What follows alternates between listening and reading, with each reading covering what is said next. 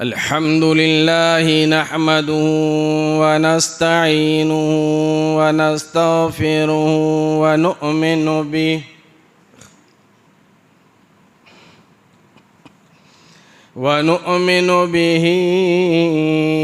ونتوكل عليه ونعوذ بالله من شرور أنفسنا ومن سيئات أعمالنا من يهد الله فلا مضل له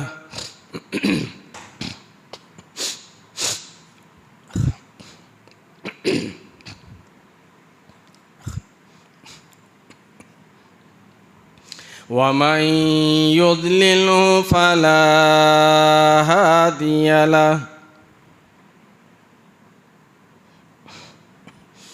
ونشهد أن لا إله إلا الله وحده لا شريك له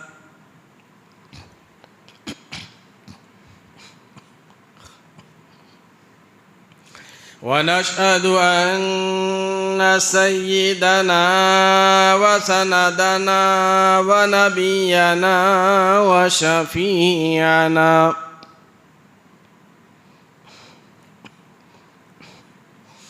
وهادينا ومرشدنا ومولانا محمدا عبده ورسوله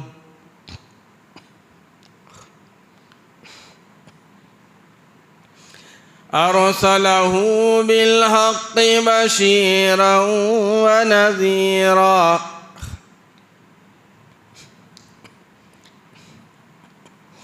صلى الله تعالى عليه وعلى آله وأصحابه وأزواجه وذرياته وبارك وسلم تسليما كثيرا أما بعد فأعوذ بالله السميع العليم من الشيطان الرجيم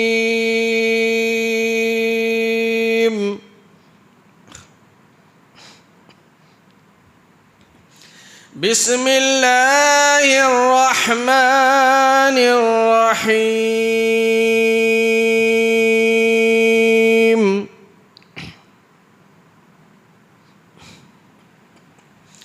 اقرأ باسم ربك الذي خلق الإنسان من علق اقرأ وربك الأكرم الذي علم بالقلم علم الإنسان ما لم يعلم صدق الله مولانا العلي العظيم وبلغنا رسوله النبي الكريم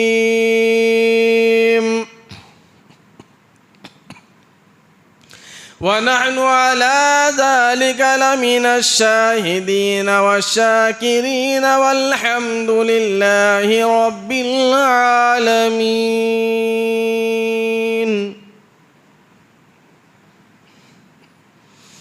إن الله وملائكته يصلون على النبي يا أيها الذين آمنوا صلوا عليه وسلموا تسليما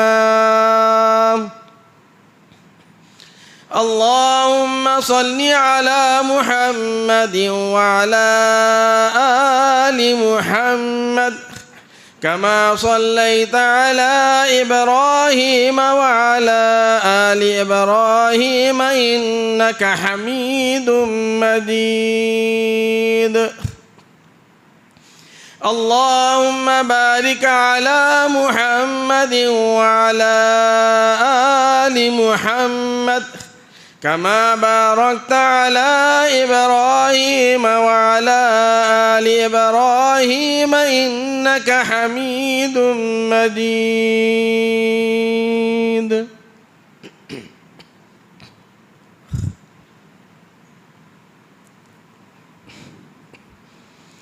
محترم بزرگوں، عزیز نوجوانوں،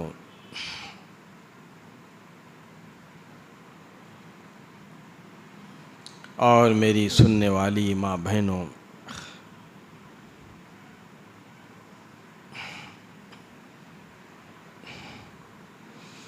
امام الانبیاء، محبوب کبریا جناب حضرت محمد مصطفیٰ صلی اللہ علیہ وسلم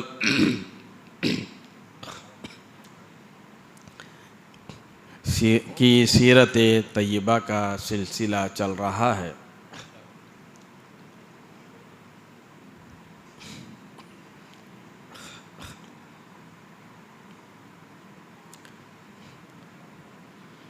حضور نبی کریم صلی اللہ علیہ وسلم کی پیدائش، آپ کا بچپن اور آپ کی جوانی اور سیدہ خدیجہ الکبریٰ رضی اللہ عنہا سے نکاح،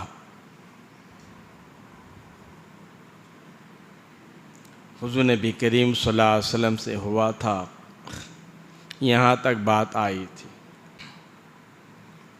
انہی کا تذکرہ کرتا ہوا آگے چلوں، خصوصاً خواتین، میری ماں بہنیں جو سنتی ہیں وہ غور و فکر سے بیٹھ کر سنیں، انشاءاللہ بہت ساری باتیں معلومات ہوں گی۔ حضور نبی کریم صلی اللہ تعالی وسلم کا نکاح سیدہ خدیجہ الکبریٰ رضی اللہ عنہا سے ہوا، اور سیدہ خدیجہ الکبریٰ رضی اللہ عنہا کی 40 سال عمر ہے۔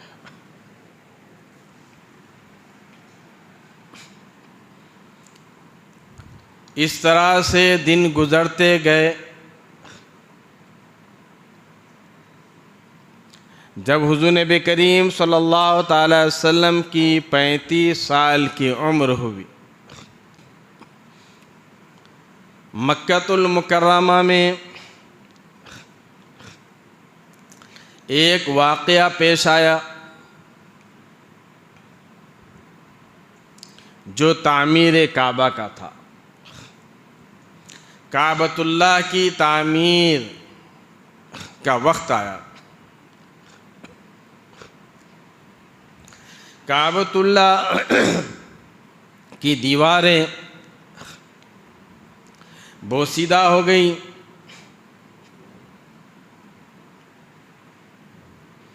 کعبۃ اللہ کے متولی، کعبۃ اللہ کے سردار، کعبۃ اللہ میں جو سرداران ہیں، ان کو فکر ہوئی کہ کعبۃ اللہ کی مرمت کی جائے، تعمیر کی جائے، کیونکہ کعبۃ اللہ بوسیدہ ہو گیا ہے۔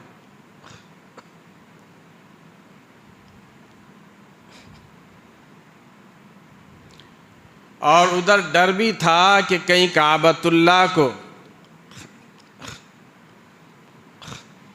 گرایا جائے تعمیر نو کے لیے تو ہم مشکل میں نہ پھنس جائیں، اللہ کا عذاب نہ آ جائے۔ کیونکہ اس سے پہلے میں کئی جمعہ پہلے بتایا تھا کہ ابراہ جو کعبۃ اللہ کو گرانے کے لیے آیا تھا ہاتھیوں کے لشکر کے ساتھ، تو اللہ تبارک و تعالیٰ نے اس پر عذاب بھیجا۔ اس وجہ سے وہ ڈر رہے تھے کہ کہیں ہم کعبۃ اللہ کی دیواریں گرائیں، ایسا نہ ہو کہ اللہ تبارک و تعالی ہم پر عذاب بھیج دے۔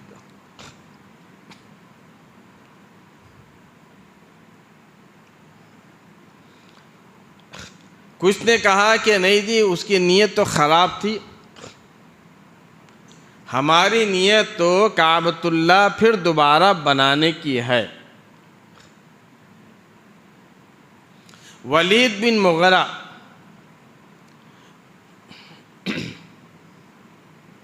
جو خالد بن ولید رضی اللہ تعالیٰ عنہ کے والد محترم ہیں،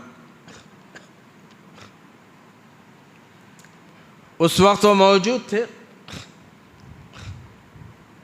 بوڑھے آدمی تھے، عمر زیادہ ہو گئی تھی۔ انہوں نے کہا کہ بھئی ڈرو مت، ہماری نیت تو اچھی ہے، ہماری نیت یہ ہے کہ ہم پھر اللہ تبارک و تعالیٰ کے گھر کو پھر سے بنائیں۔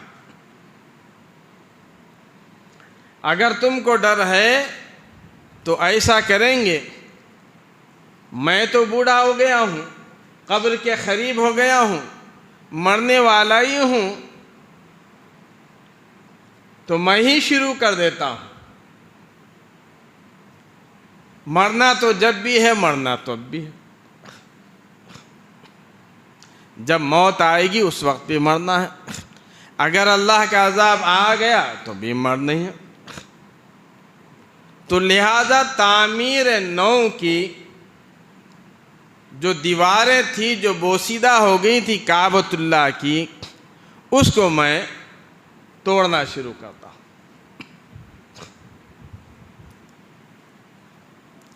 تو کعبۃ اللہ کی دیواریں ولید بن مغیرہ نے توڑنا شروع کر دیا۔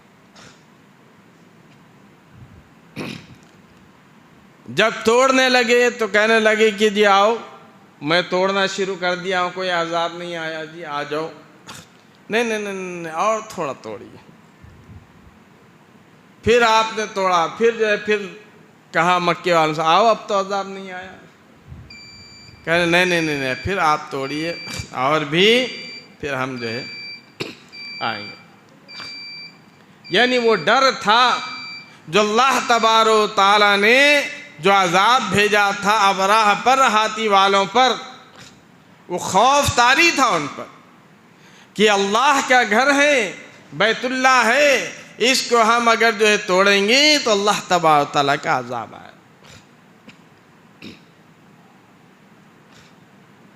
آپ اندازہ لگائیے۔ تو چنانچہ ولید بن مغیرہ جو خالد بن ولید رضی اللہ تعالیٰ عنہ کے والد محترم ہے، انہوں نے کہا کہ بھئی آ جاؤ، اب تک مجھے کچھ نہیں ہوا، میں نہیں مرا، آ جاؤ۔ سب مل کر پھر کعبۃ اللہ کی تعمیر کرنے کے بارے میں سوچا۔ اب میٹنگ ہوئی، سارے سرداران قریش، سرداران مکہ جمع ہوئے۔ سب نے کہا جی دیکھو،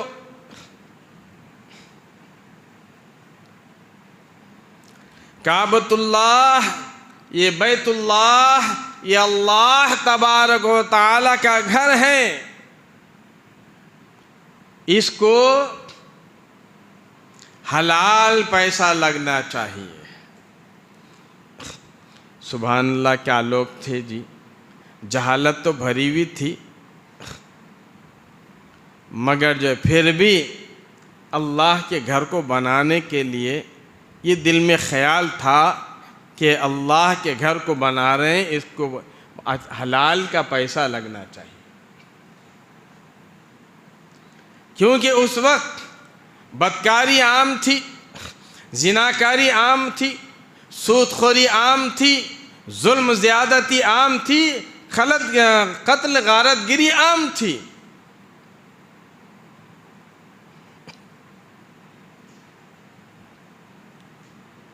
کسی جہالت میں وہ پیچھے نہیں تھے، ہر برائی میں ملوث تھے۔ انہوں نے کہا کہ بھائی ہم کعبۃ اللہ کی تعمیر کر رہے ہیں، اس میں چندہ دو، پیسے جمع کرو، اکٹھے کرو، مگر حلال کے پیسے ہونا ہے، حرام کاری کا پیسہ نہیں ہونا، بدکاری کا پیسہ نہیں ہونا، زناکاری کا پیسہ نہیں ہونا، سود کھانے کا پیسہ نہیں ہونا، سود خوری کا پیسہ نہیں ہونا، بدمعاشی ظلم کا پیسہ نہیں ہونا۔ جو ظلم سے پیسہ حاصل کیا وہ پیسہ اس میں نہیں لگنا چاہیے۔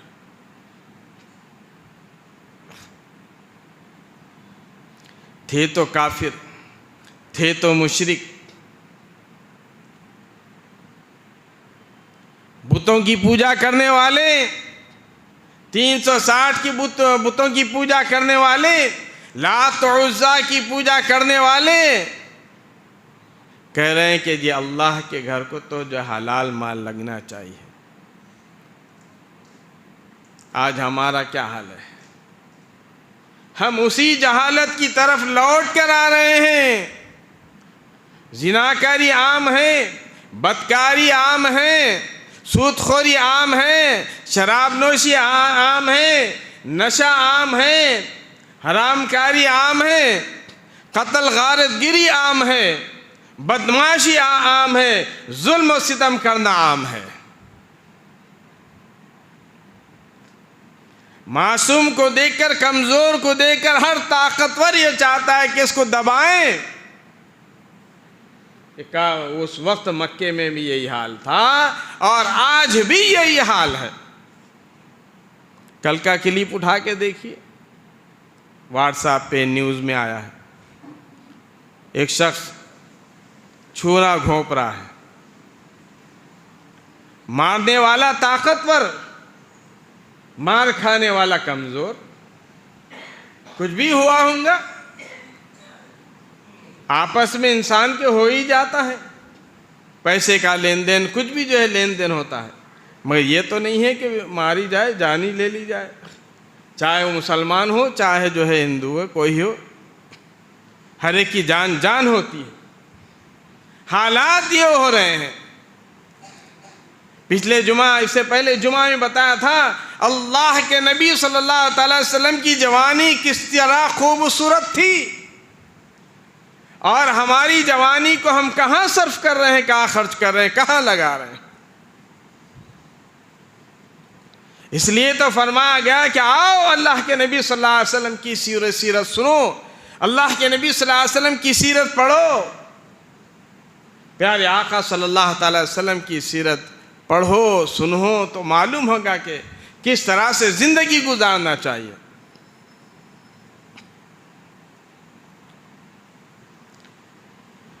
پیسے اکٹھے ہوئے، چندہ اکٹھا ہوا، سب نے حلال کمائی کے پیسے لگائے۔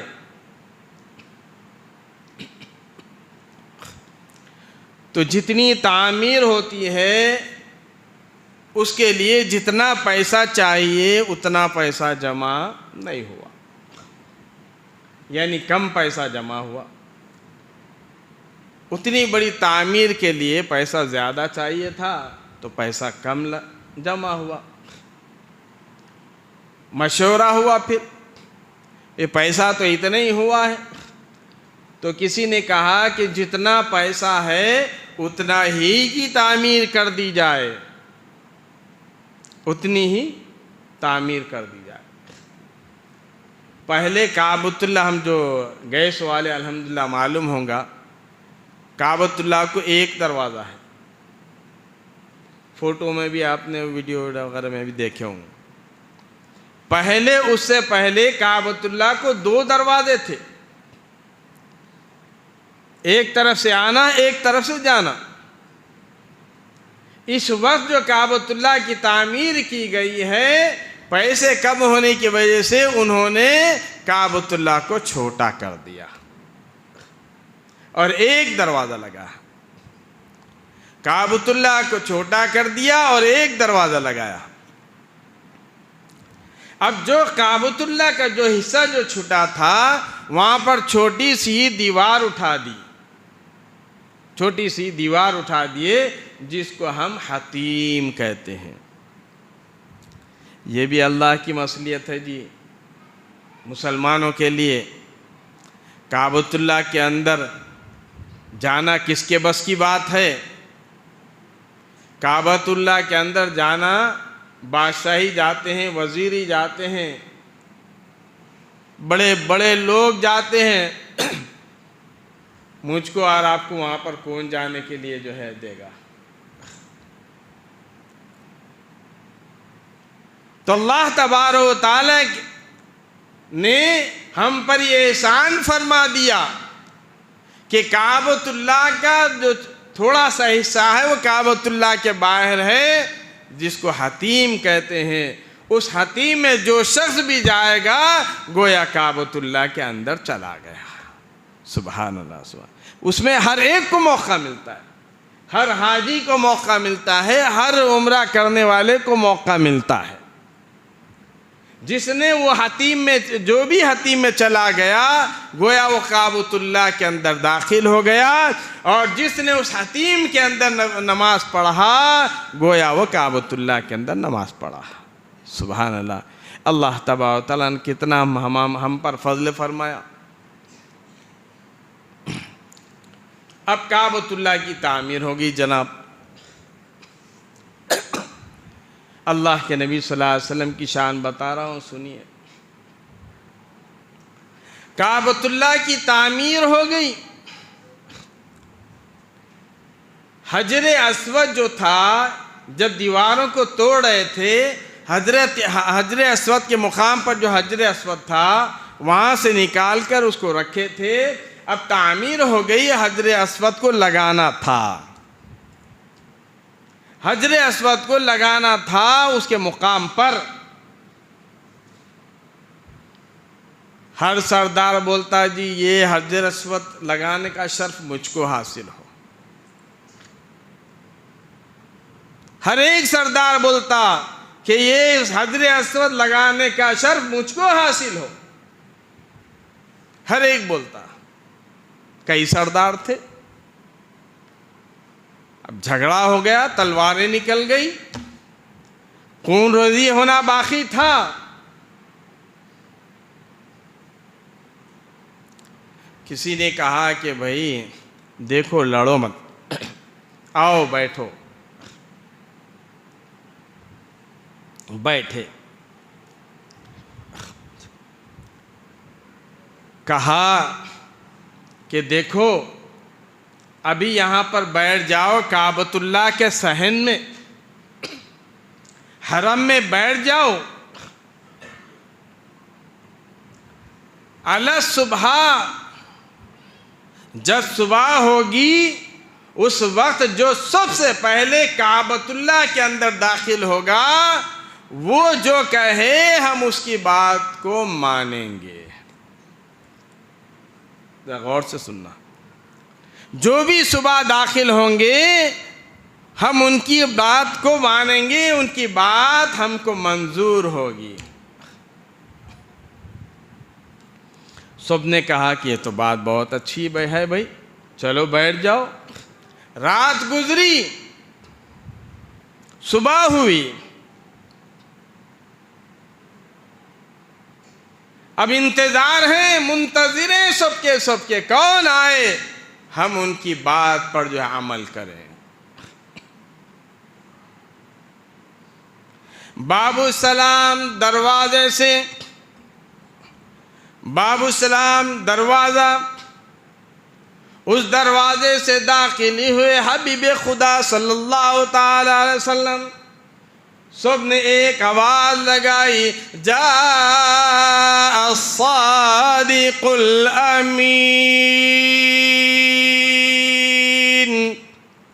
کہنے لگے لو جی صادق و امین آ گئے۔ اللہ کے نبی صلی اللہ علیہ وسلم کی سچائی کو دیکھ کر، امانت داری کو دیکھ کر، آپ کے اخلاق کو دیکھ کر، آپ کے کردار کو دیکھ کر آپ کی زندگی کو دیکھ کر سارے مکے والے آپ کو صادق امین کہہ کر پکارنے لگے۔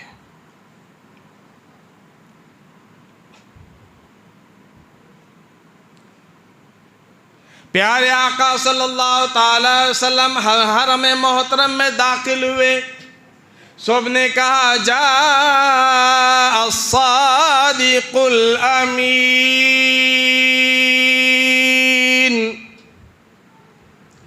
ایک نے کہا ھذا الامین، رضینا ھذا محمد صلی اللہ علیہ وسلم۔ کہنے لگے ارے دیکھو وہ امین آ گئے، وہ محمد آ گئے صلی اللہ علیہ وسلم، ہم سب ان سے راضی ہیں۔ ھذا الامین رضیناہ ھذا محمد صلی اللہ علیہ وسلم۔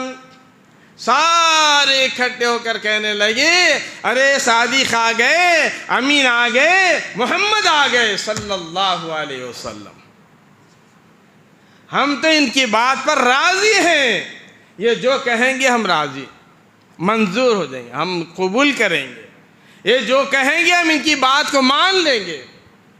اللہ کے نبی صلی اللہ علیہ وسلم بڑی شان سے تشریف لائے،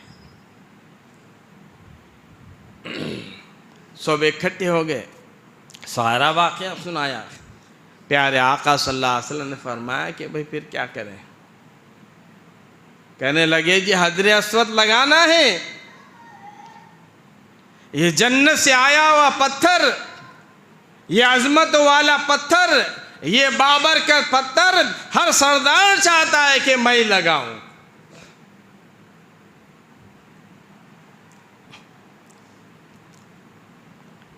اب آپ فیصلہ کریے کون لگائے، کون سا سردار لگائے، کس کو لگانا ہے۔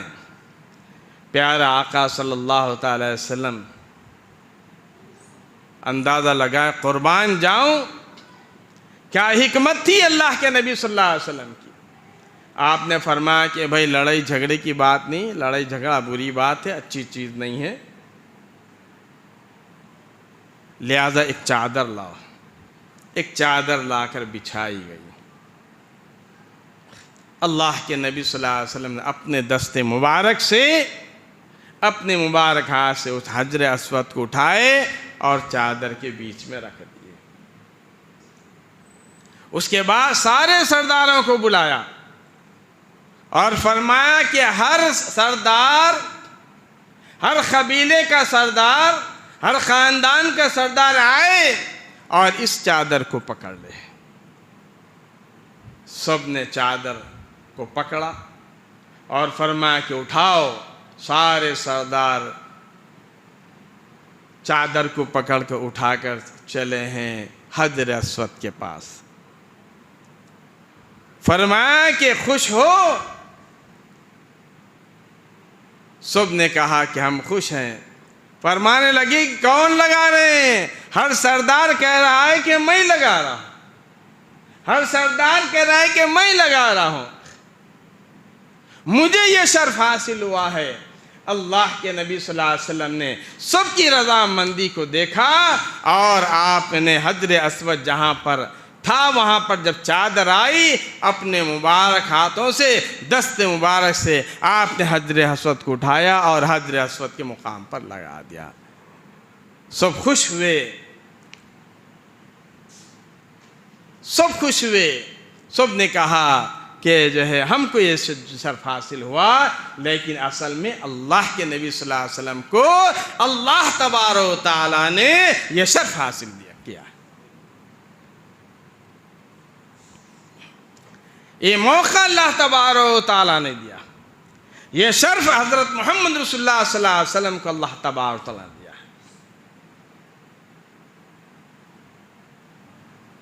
عزیز دوستو، اسی طرح سے دن گزر رہے تھے۔ اللہ کے نبی صلی اللہ علیہ وسلم کے وہ وقت آنے والا تھا جو پیارے آقا صلی اللہ تعالی وسلم کو اللہ تبارک و تعالیٰ نے نبوت کا اعلان کرنے کا حکم دینے والے تھے، تاج قدم نبوت اڑانے والے تھے، بس تیاریاں چل رہی تھی۔ اللہ کے نبی صلی اللہ تعالی وسلم، تاریخ کی کتابوں میں لکھا ہے، پیارے آقا صلی اللہ علیہ وسلم اس وقت غار حرا میں جا کر اللہ تبارک و تعالیٰ کی عبادت کیا کرتے تھے۔ غار حرا ایک پہاڑ ہے، پہاڑ کے اندر غار ہے۔ اس غار میں اگر بیٹھے تو سیدھا نظر کعبۃ اللہ پہ جاتی، غار میں بیٹھے تو سیدھا نظر کعبۃ اللہ کے اوپر پڑتی۔ ابھی نہیں ہے، ابھی تو بلڈنگاں وغیرہ بنا دی، اس زمانے میں کوئی بلڈنگاں وغیرہ تو تھے نہیں، اتنے اونچے گھر نہیں تھے، تو اس وقت جو ہے کعبۃ اللہ پر سیدھا نظر پڑتی تھی۔ تو اللہ کے نبی صلی اللہ تعالی وسلم وہاں پر بیٹھ کر عبادت کیا کرتے تھے۔ اس طرح سے دن گزرے، اللہ کے نبی صلی اللہ علیہ وسلم کبھی 3 دن، کبھی 8 دن، کبھی 1 ہفتہ، کبھی جو ہے 10 دن، کبھی 15 دن، کبھی مہینہ آپ وہاں پر اللہ کی بات کے لیے جا کر بیٹھتے، کبھی آ کر جو ہے اپنا کچھ توشہ لے کر چلے جاتے، کبھی سیدہ خدیجۃ الکبریٰ رضی اللہ تعالیٰ عنہا وہ اپنے گھر سے کھانا پانی بنا کر اللہ کے نبی صلی اللہ علیہ وسلم تک پہنچاتی، غار حرا میں پہنچاتی، پہاڑی کے اوپر پہنچاتی۔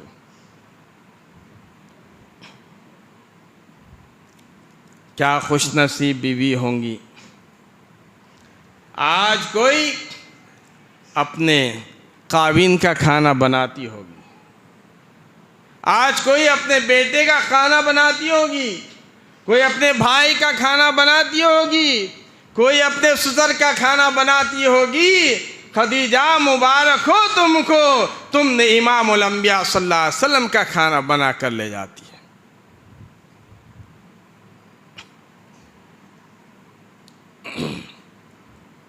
اس طرح سے اللہ کے نبی صلی اللہ علیہ وسلم وہاں پر غار حرا میں بیٹھ کر اللہ تبارک و تعالیٰ کی عبادت کیا کرتے تھے۔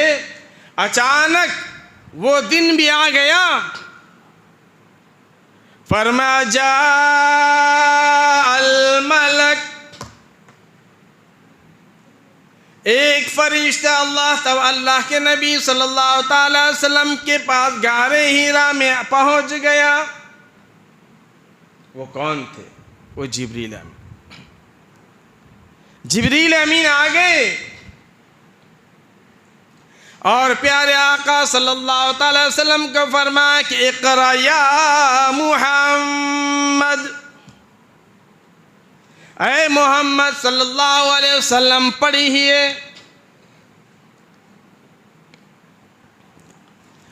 بعض تاریخ کی کتابوں میں یوں لکھا ہے کہ حضرت جبریل علیہ السلام کے پاس ایک ریشمی جو کپڑا یا کوئی چیز تھی، اس کے اوپر جو ہے آیات لکھے ہوئے تھے، بتایا گیا کہ پڑھیے، اقرا پڑھیے۔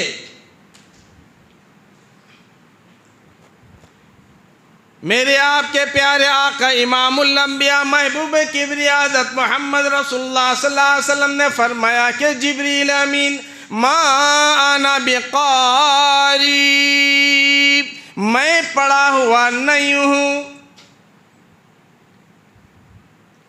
جبریل امین نے کہا کہ اقرا، پیارے آقا صلی اللہ تعالی وسلم نے دوسری مرتبہ فرمایا کہ ما انا بقاری، پھر تیسری مرتبہ جبریل امین نے فرمایا کہ اقرا یا محمد صلی اللہ علیہ وسلم، اے محمد صلی اللہ علیہ وسلم آپ پڑھیے۔ آپ نے فرمایا کہ ما انا بقاری۔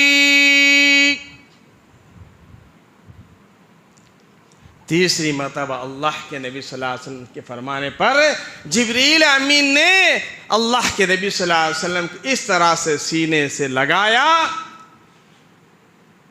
اور بھینچا حضرت جبریل امین نے اللہ کے نبی صلی اللہ علیہ وسلم کو، یعنی اپنے سینے سے اللہ کے نبی صلی اللہ علیہ وسلم کو سینے سے لگا کر دبایا۔ اس کے بعد جبریل امین نے کہا کہ اقرا پڑھیے۔ اب اللہ کے نبی صلی اللہ علیہ وسلم نے فرمایا اقرا بسم ربک الذی خلق خلق الانسان من علق اقرا وربک الاکرم الذی علم بالقلم علم الانسان ما لم یعلم۔ جبریل امین کے کہنے پر اللہ کے نبی صلی اللہ علیہ وسلم نے قرآن مجید کی آیات جو پہلی مرتبہ نازل ہوئی اس کو پڑھا۔ اب جبریل امین کو پہلی مرتبہ دیکھے تھے، جو جبریل امین نے دبایا ہے اللہ کے نبی صلی اللہ علیہ وسلم کے سینے مبارک کو، اور وہ قرآن جو نازل ہوا ہے، جو قرآن نازل ہوا ہے، اس کی خشیت سے اور جبریل امین کے دبانے سے اللہ کے نبی صلی اللہ علیہ وسلم لرزنے لگے۔ پہلا موقع تھا۔ اب غار سے نکلے، اپنے گھر پہنچے، حضرت سیدہ خدیجہ رضی اللہ تعالیٰ کے گھر پہنچے، اور گھر میں داخل ہوتے ہی فرمایا کہ خدیجہ زملونی زملونی، اے خدیجہ مجھے اڑا دو، مجھے کمبل اڑا دو، مجھے چادر اڑا دو۔ اللہ اکبر۔ اب اندازہ لگائیں، بیوی ہو تو ایسی ہو، کیا شان ہے خدیجہ رضی اللہ تعالیٰ کی۔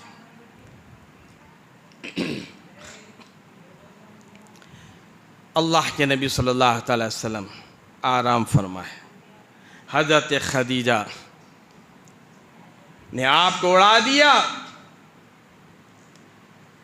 اور حدیث کے الفاظ ہیں، صحیح بخاری میں ہے، کس طرح سے پیارے آقا صلی اللہ تعالی وسلم کو حضرت خدیجہ رضی اللہ تعالیٰ تسلی دے رہی ہیں۔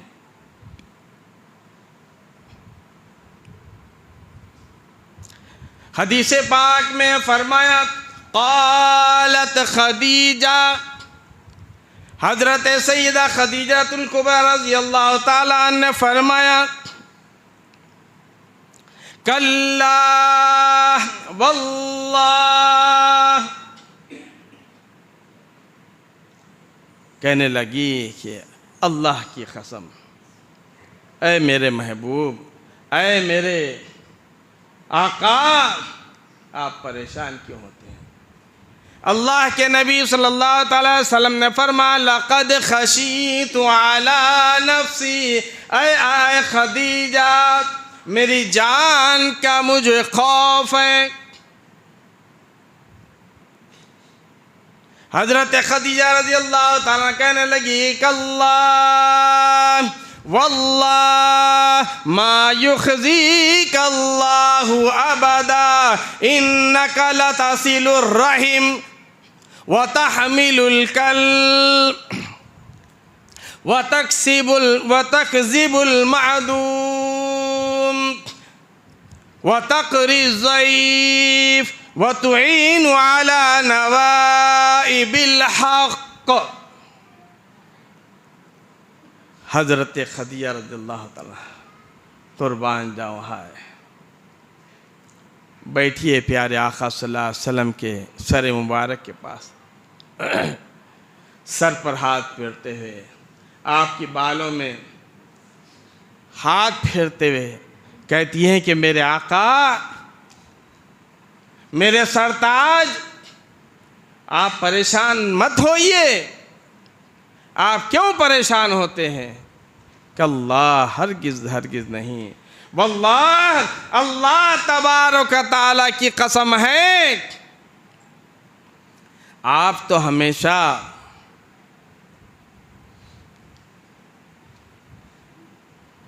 رحم دلی کرتے ہیں،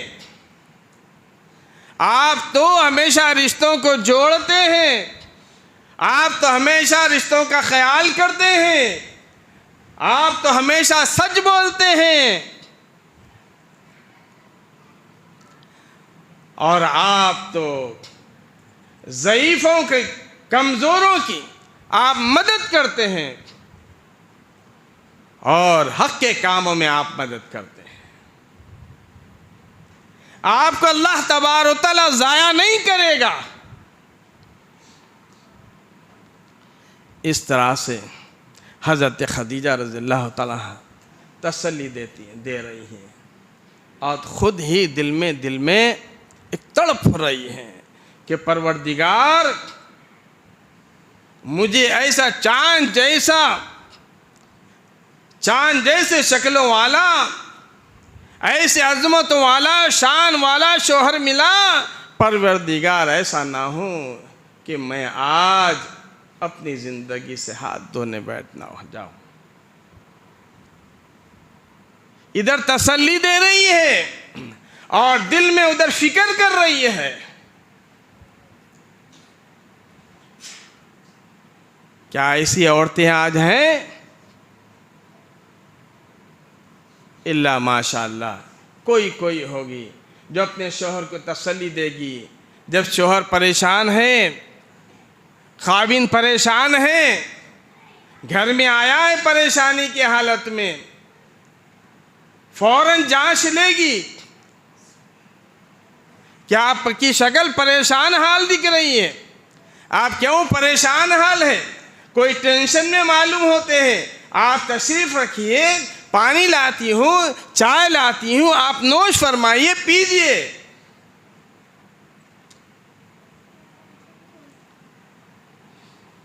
یہ سمجھدار عورتیں ہوتی ہیں۔ بعض ہوتی ہیں بے وقوف، شوہر جیسے داخل ہوا برسنے لگتی ہے، اس کو شوہر کے ٹینشن کی، غم کی، پریشانی کوئی فکر نہیں۔ ارے میں ذرا ٹینشن میں پریشان ہوں، سر درد، ارے تم سے پہلے میں بستر پہ پڑی ہوں سر میں درد سے، تم تو سر کے درد کی بات کرتے ہیں، میرا تو سارا جسم ہی درد ہو رہا ہے۔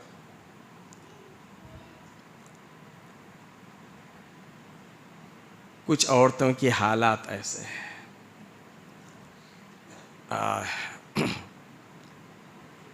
اللہ تبارک و تعالی سب کو ہدایت عطا فرمائے اور اپنے خاوند کی عزت، احترام، عظمت کرنے کی توفیق عطا فرمائے اور آپس میں محبت عطا فرمائے۔ حضرت خدیجہ رضی اللہ تعالیٰ ایک طرف تسلی دے رہی ہیں پیارے آقا صلی اللہ تعالی وسلم کو، اور دوسری طرف سوچ رہی ہے ترکیب کہ کیا کیا جائے۔ سمجھدار عورت ہوتی تو کہتی کہ جو ہے آپ کے کیا سر میں درد ہے، آپ کو کیا بخار ہے، ہم دواخانے کو جائیں گے، آپ تھوڑی دیر آرام کر لیجئے۔ اس طرح سے حضرت خدیجہ الکبریٰ رضی اللہ تعالیٰ عنہا کہنے لگی کہ میرے آقا، میرے سرتاج، آپ پریشان مت ہوئے، اللہ تبارک و تعالیٰ آپ کو ضائع نہیں کرے گا۔ آپ تو لوگوں کی ہمدردی کرتے ہیں، آپ لوگوں کا بوجھ اٹھا کر ان کے گھروں تک پہنچاتے ہیں، ان کا بوجھ سامان اٹھا کر ان کے مقام تک آپ پہنچاتے ہیں۔ آپ تو لوگوں کی ہمدردی کرتے ہیں، کمزوروں کی مدد کرتے ہیں۔ آج کیا حال ہے؟ ہر طاقتور چاہتا ہے کہ میں کمزور کو دباؤں، الا ماشاءاللہ سب نہیں ایسے، نہیں تو جو ہے اپنے آپ پہ نہ لے لیں بات۔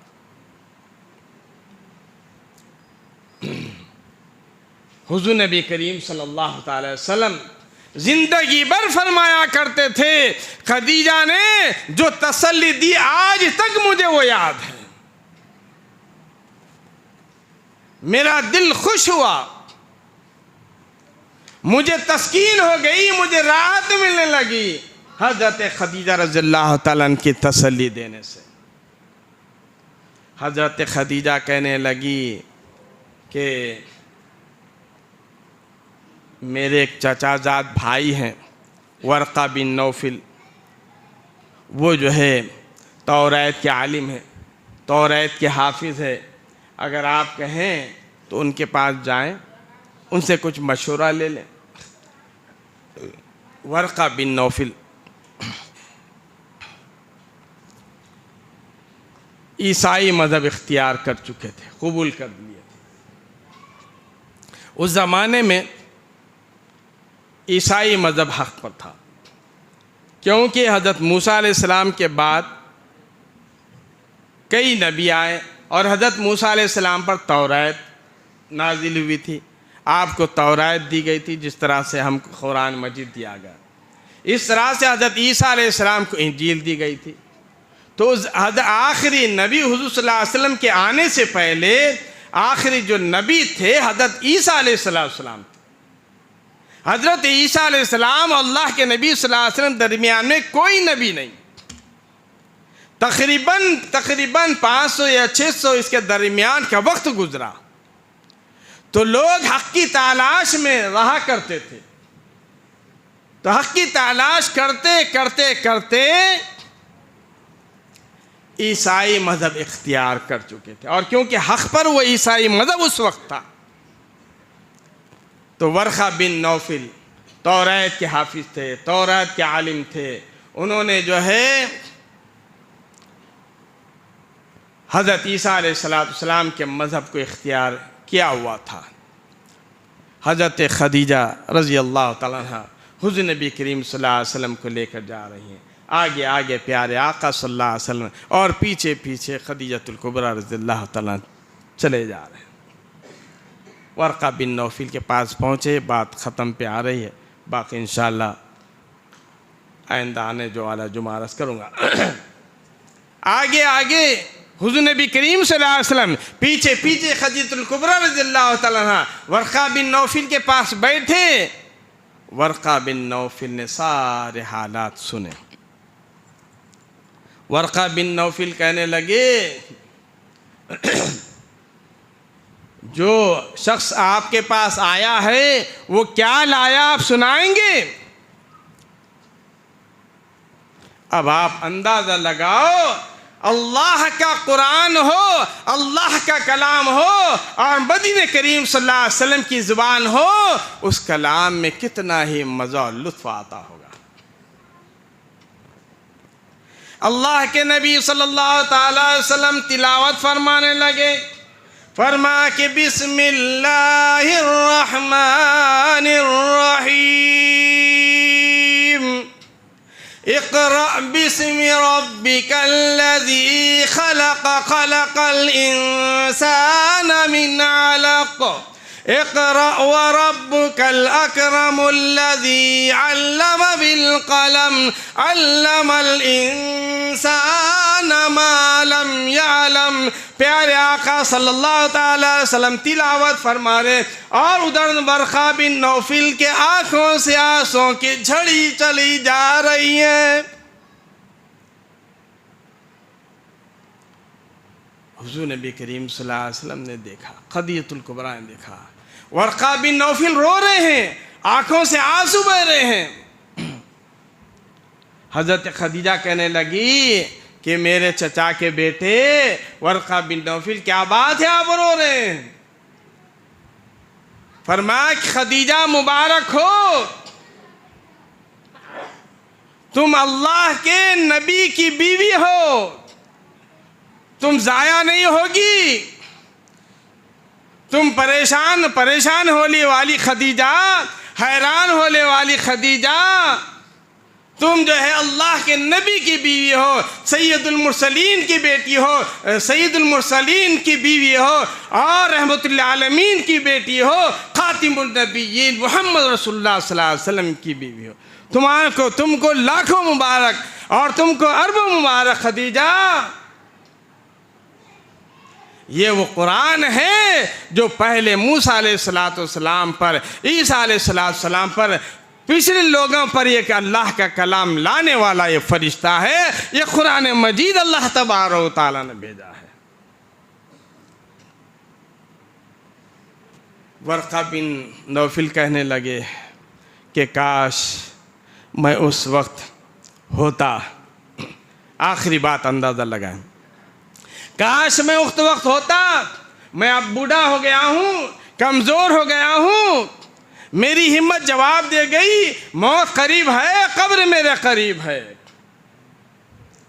کاش خدیجہ، کاش اے محمد میں اس وقت زندہ ہوتا۔ اندازہ لگاؤ، بات تو بہت اچھی دکھی، اللہ کے نبی صلی اللہ علیہ وسلم پر قرآن مجید نازل ہوا، اور بات بہت اچھی دکھی کہ خدیجۃ الکبریٰ رضی اللہ تعالیٰ عنہ خاتم النبیین محمد رسول اللہ صلی اللہ علیہ وسلم کے شوہر بن گئے۔ اگلی بات پر توجہ کرو، ورقہ بن نوفل کہنے لگے کہ کاش میرے میں اس وقت ہمت ہوتی، مجھ میں طاقت ہوتی، میں اگر زندہ ہوتا۔ خدیجہ کہنے لگی کہ اے میرے چچا کے بیٹے، چچا زاد بھائی، آخر کیا بات ہے، بتائیے تو بھی ہمیں۔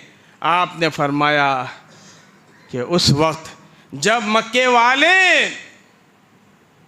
ان کو جو ہے مکے سے نکالیں گے، جب مکے والے ان کو جو پتھر ان کے اوپر ماریں گے، اللہ کے نبی صلی اللہ علیہ وسلم نے فرمایا مجھ کو نکالی ہیں، او مخرجیہم، او مخرجیہم، مجھ کو نکالا جائے گا،